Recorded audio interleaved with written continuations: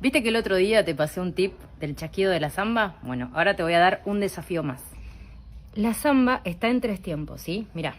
1, 2, 3. Como la que te mostré el otro día.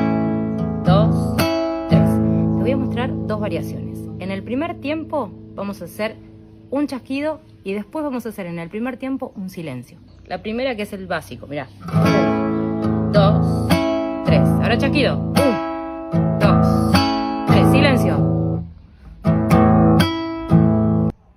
Mirá cómo quedaría estas variaciones en Samba por Vos.